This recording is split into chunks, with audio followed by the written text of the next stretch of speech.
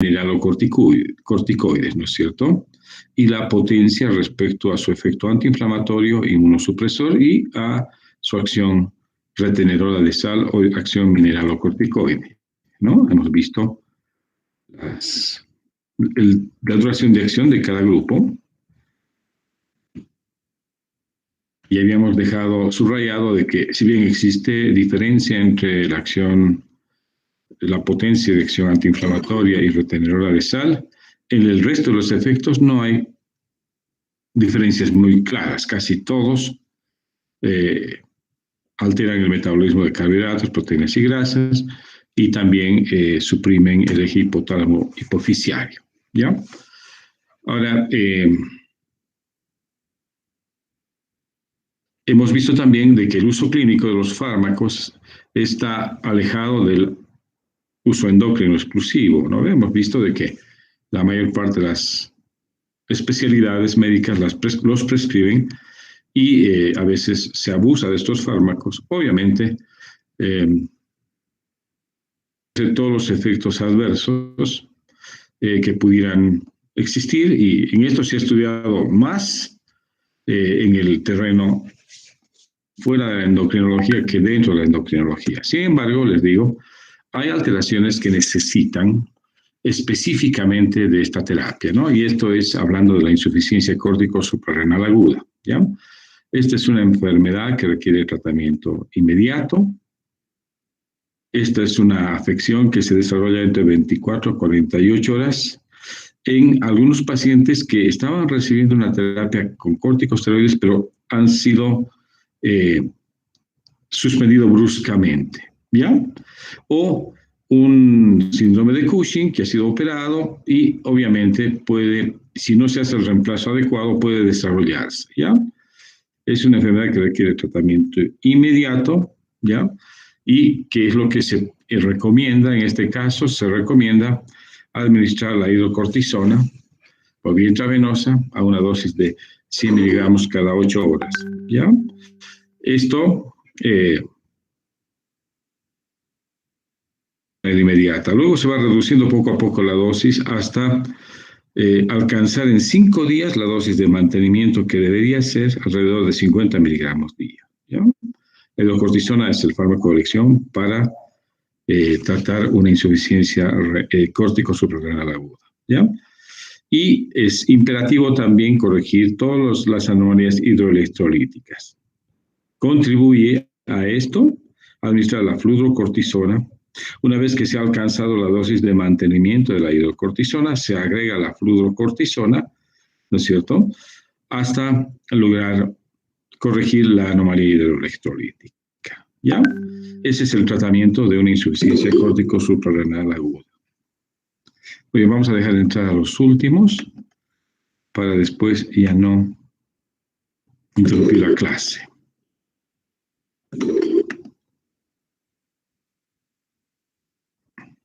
Bueno, muy bien. Ahora sí.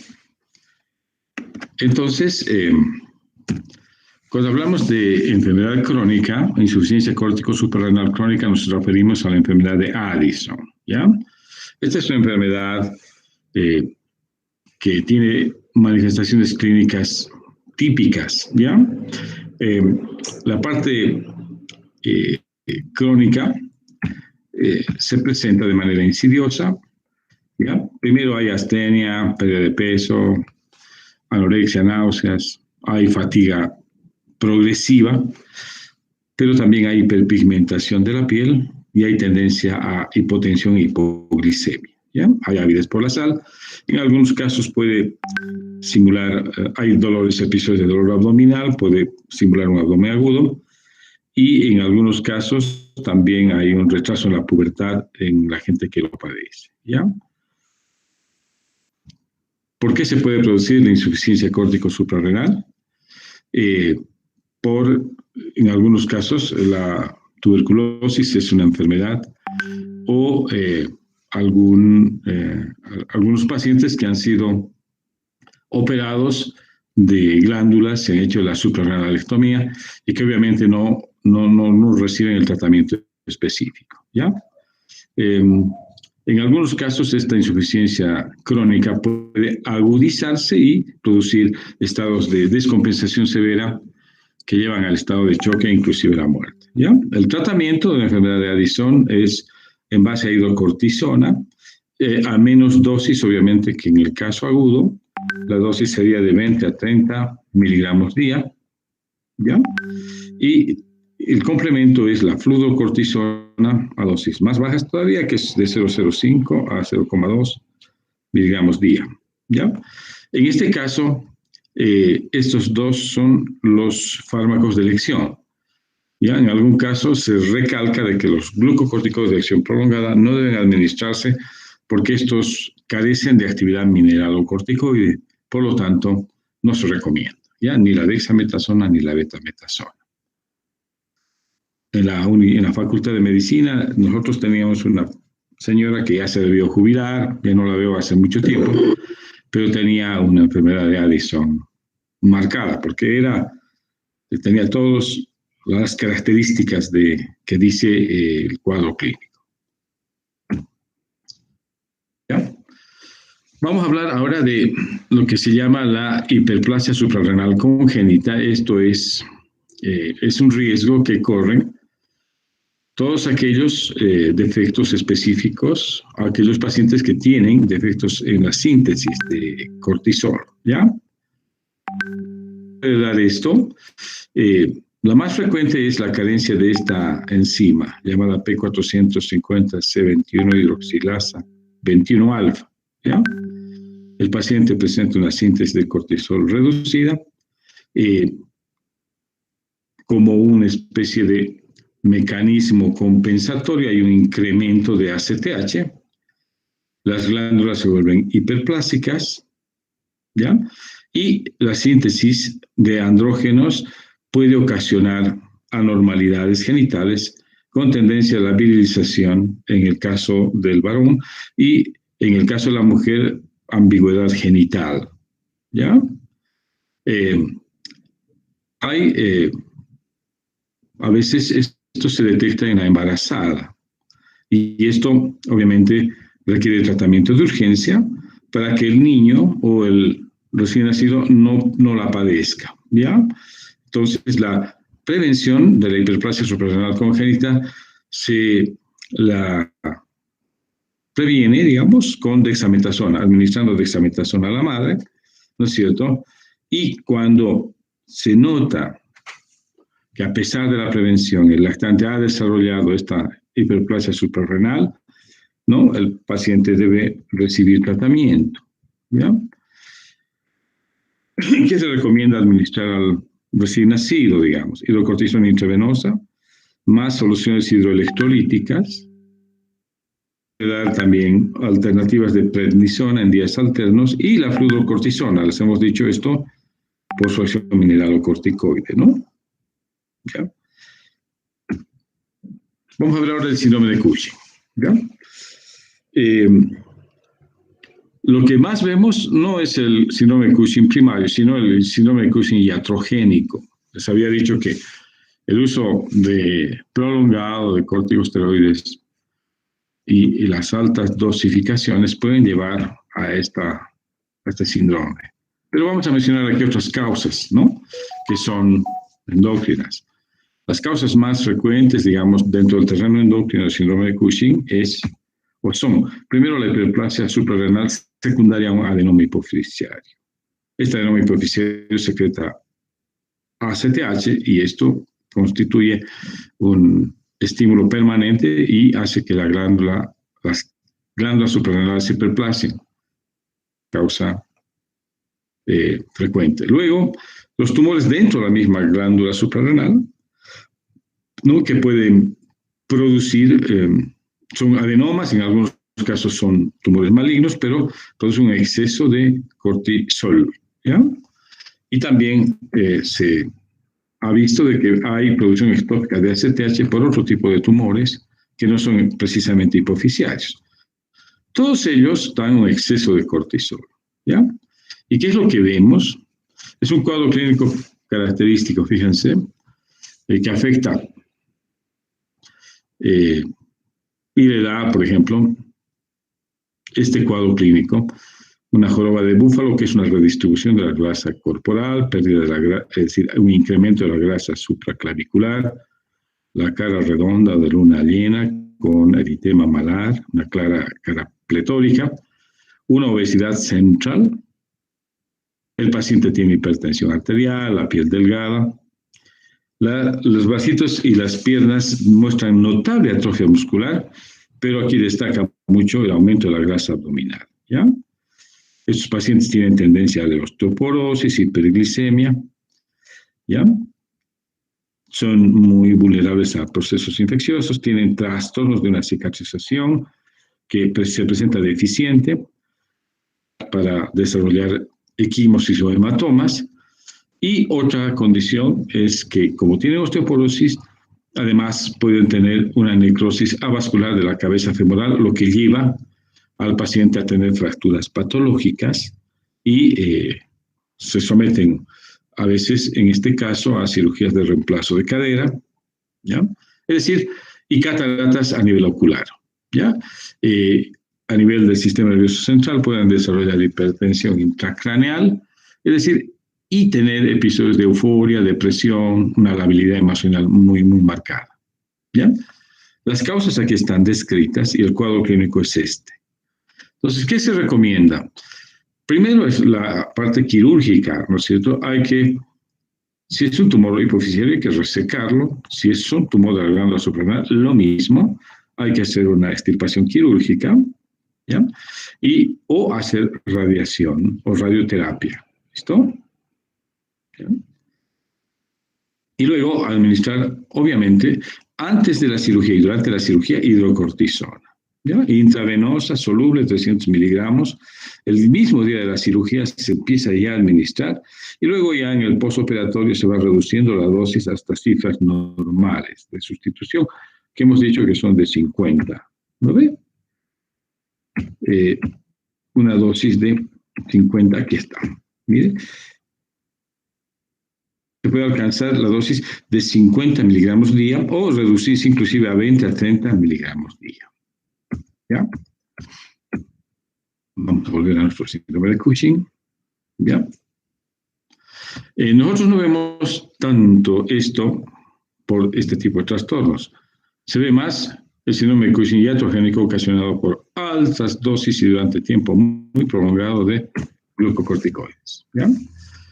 Tenemos este otro síndrome, que es el síndrome de Crouzos, síndrome raro, genético, esporádico, que refleja una resistencia primaria generalizada a los glucocorticoides, ¿ya?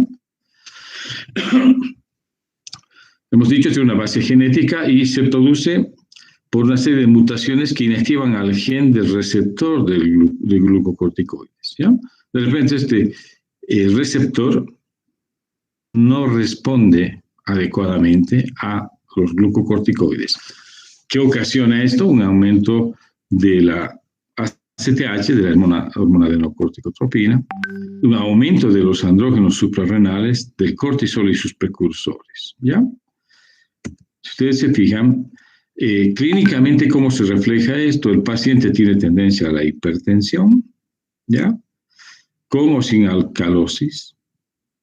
Hay una hiperandrogenemia. En los jóvenes se manifiesta como pubertad precoz, acné, hirsutismo, alopecia, oligomenorrea o amenorrea también. ¿Ya? Lo que necesita este síndrome de Crouzos es a veces dosis muy altas de glucocorticoides sintéticos, pero especialmente aquellos que tienen acción glucocorticoide y no mineralocorticoide. Y en estos, la dexametasona quizás es el fármaco de elección. ¿Ya? Tenemos aquí cómo se refleja en los varones este síndrome de Crouzos y cómo se refleja en las mujeres, ¿no? En los varones hay virización y pubertad precoz, y en las mujeres hay oligomenorrea, amenorrea y una alteración de la fecundidad, ¿no? Y en ambos sexos hay acné y hirsutismo. ¿Listo? La solución es administrar dexametasona por vía parenteral durante largos periodos de tiempo. Otro trastorno Es el llamado aldosteronismo. Ya este aldosteronismo puede ser primario o secundario. El aldosteronismo primario está ocasionado por un tumor de la misma cápsula suprarrenal.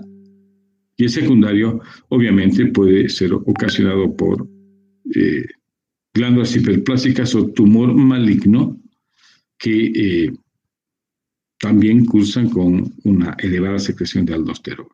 ¿Listo? El cuadro clínico, fíjense, es un cuadro típico de hipertensión arterial, debilidad, tetania. Hay una disminución grande del potasio porque se pierde gran cantidad de este ion. Hay tendencia a la alcalosis y a la del sodio sérico. ¿Ya? Hay una hipernatremia. ¿Listo?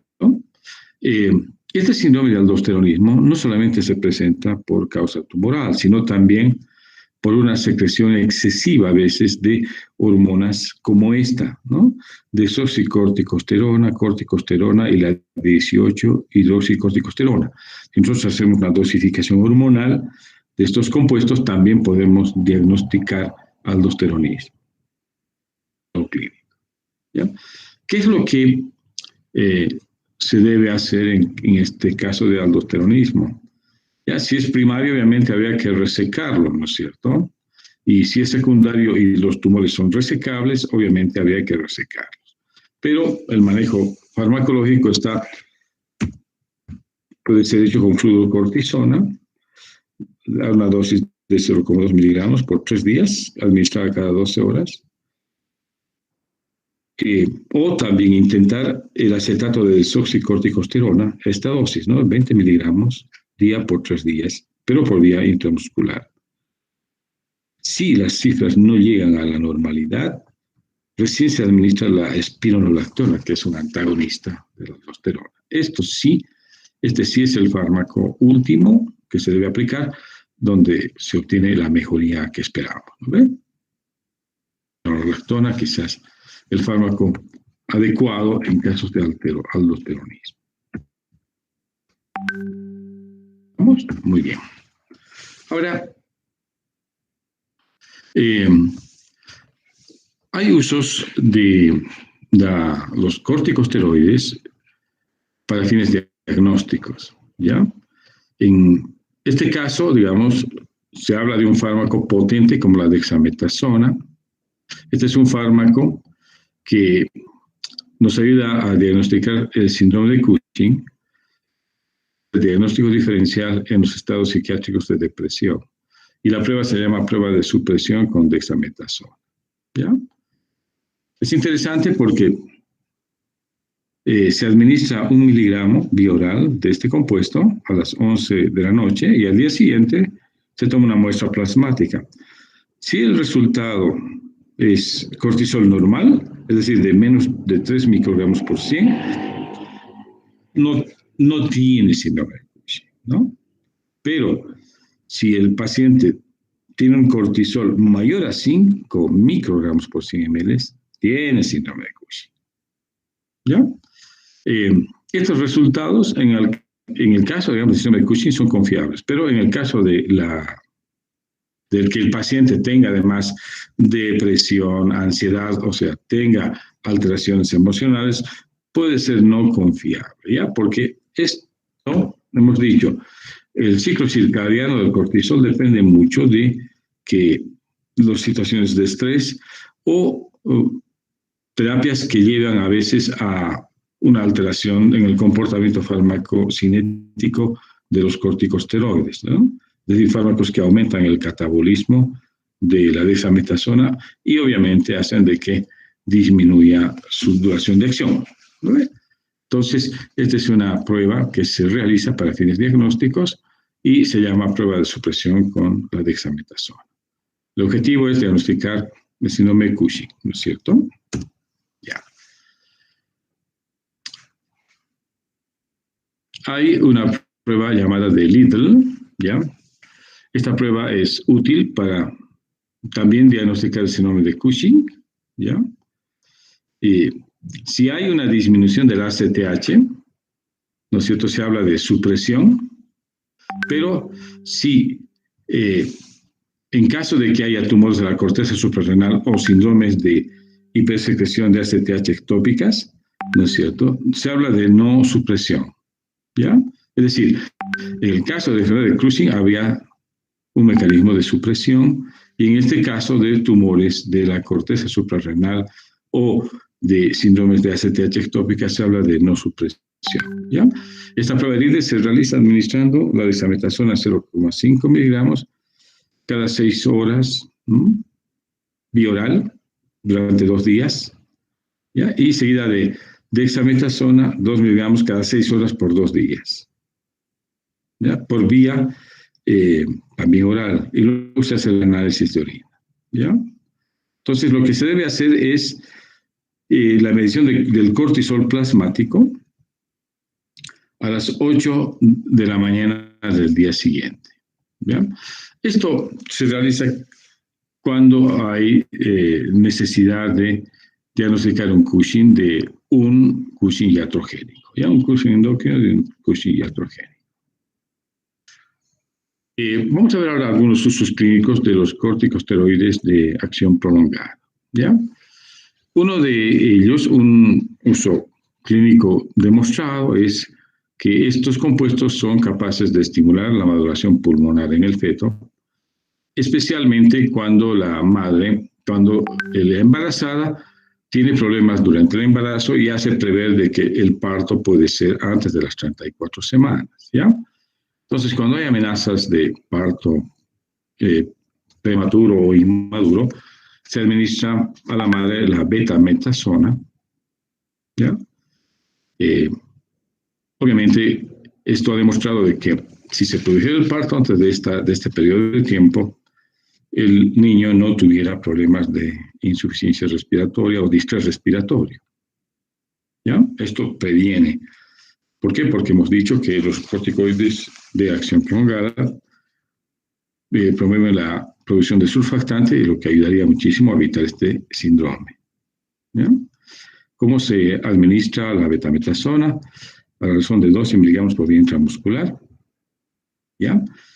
Seguida de una misma cantidad de esta dosis entre 8 a 24 horas después, ¿ya?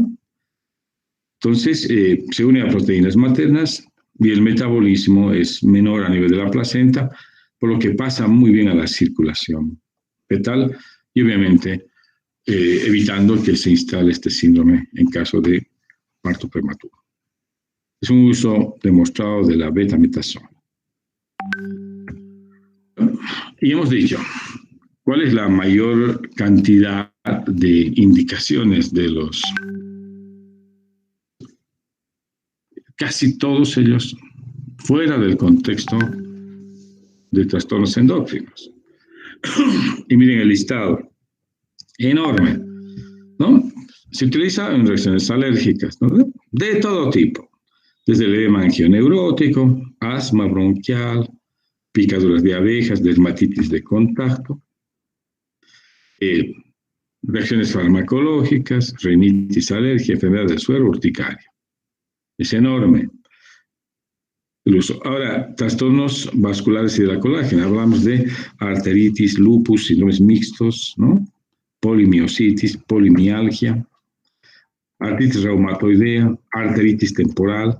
En estas enfermedades oculares, fíjense, de todo, uveitis aguda, conjuntivitis alérgica, coroiditis, neuritis óptica. En trastornos gastrointestinales hemos hablado de enfermedad de colitis ulcerativa y enfermedad de Crohn, ¿no es cierto?, que son las enfermedades inflamatorias intestinales. Hemos dicho que se puede utilizar también en sprue tropical o en la necrosis hepática subaguda, de origen autoinmune. En trastornos hematológicos, fíjense, el uso es diverso, ¿no? En la anemia hemolytica adquirida, púrpura, leucemia, linfoma, anemia hemolítica autoinmunitaria, púrpura trombocitopenia idiopática, mieloma múltiple, ¿no? Ahora, en casos sistémicos, miren, en el síndrome de insuficiencia respiratoria aguda, ¿no? Inclusive se había visto de que ahora, inclusive con el caso de la neumonía por COVID, ¿no es cierto? Y para evitar la tormenta de citoquinas, se podría indicar un corticosteroide de acción prolongada, ¿no es cierto? Justamente porque cuando se utilizan infecciones sistémicas que afectan al árbol respiratorio, se puede prever una disminución notable de la mortalidad, ¿no? Fíjense, también se utiliza en procesos infecciosos, donde hay afectación del árbol respiratorio y sepsis. Fíjense, en traumatología y reumatología, todos los usos que ustedes pueden imaginarse que cursen con un componente inflamatorio, ¿no ve? Artritis, bursitis, tenosinovitis. En los trastornos neurológicos, miren, cuando se habla de edema cerebral, digamos, este puede ser de origen traumático o infeccioso, también se utiliza, ¿no ve? Grandes cantidades de dexametasona, ¿estamos? Y también después de la cirugía de cráneo, ¿no es cierto?, para evitar el edema postoperatorio. También se utiliza en la esclerosis múltiple. A nivel del trasplante de órganos, miren, en la prevención y en el rechazo, ¿no es cierto?, cuando hay a producir anticuerpos que podrían mediar el rechazo del trasplante, ¿no? Son importantes para inmunosuprimir al sujeto. Ya las enfermedades pulmonares, miren, varias: neumonía por aspiración, asma bronquial, síndrome de insuficiencia respiratoria del lactante, en la sarcoidosis. En los pacientes renales también se utilizan, ¿no?, en el síndrome nefrótico. Es amplio, tanto por vía tópica como por vía sistémica. Miren, dermatitis atópica, lichen, micosis fungoide, pénfigo, dermatitis seborreica, ¿no es cierto? Y también en los trastornos tiroideos, cuando hablamos de exoftalmos, en el caso de crisis de hipertiroidismo, y en los casos de enfermedad de Graves, ¿no es cierto?, la tiroiditis autoinmune, ¿ya? Entonces, fíjense, estos son los usos clínicos, digamos, más frecuentes que los trastornos endócrinos, ¿ya? Entonces, aquí vamos a quedar, ¿ya? Es decir,